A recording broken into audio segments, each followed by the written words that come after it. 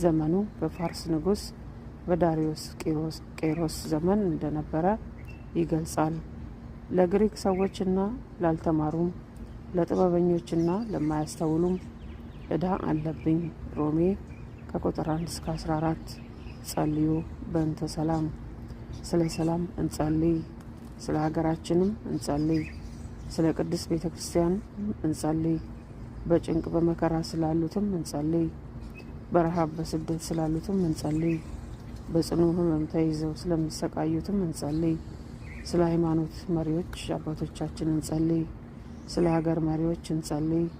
የሰላም የምህረት የቸርነት ባለቤት እግዚአብሔር ሰላሙን ምሕረቱን ቸርነቱን አይንሳን። አባ ኢግናቲዮስ ወልደ ጊዮርጊስ ዝዝዋይ ገዳም ታኅሳስ 20 በ2018 የተጻፈ የተለጠፈ ነው። ወስብሐት ለእግዚአብሔር። እንግዲህ ስለሰማችሁን ይህን ጽሁፍ ስለአዳመጣችሁን በጣም አመሰግናለሁ። እንግዲህ እለቱ ዛሬ ነብዩ ሀጌ የሚታወስበት እለት ነው። እንደ ጽሁፉን እንዳነበብኩላችሁ እንግዲህ እግዚአብሔር ሁሉ ነገር ላይ ካልታከለበት፣ ቅድሚያ ለሱ ካልተሰጠ ምን ደክመው ድካም የህይወታችን ጉዞ ሁሉ ከንቱ ነው የሚሆነው ማለት ነው እና በምንችለው ሁሉ ከሁሉ ነገር አስቀድመን የእግዚአብሔርን ፍቃድ መጠየቅ፣ የእግዚአብሔርን ፍላጎት ማሳካት ተገቢ ነው። በሁሉ ነገር ላይ እሱ ከጎናችን ከፊታችን ከኋላችን ሲሆን በረከት በቤታችን በህይወታችን ይገባል። ሁሉ ነገር መልካም ይሆንልናል፣ ቀና ይሆንልናል ማለት ነው እና የምንሰራውን ስራ ቅድሚያ እግዚአብሔርን ያማከለ ያስደሰተ መሆኑን ካወቅን ከገመገምን በኋላ ወደምንሰራው ስራ መሄድ፣ አስራት በኩራታችንን ማውጣት፣ የተቸገሩትን በምንችለው አቅም መርዳት፣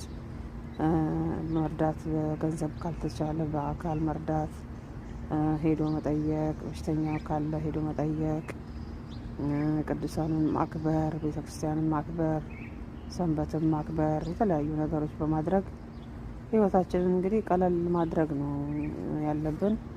ምክንያቱም በመጀመሪያ ጽድቁንና መንግስቱን ፈልጉ፣ ከዛ ሌላው ሁሉ ነገር ይጨመርላችኋል እንዳለው እግዚአብሔር ቃል የታመነው እውነተኛው እሱን አምነን በቃሉ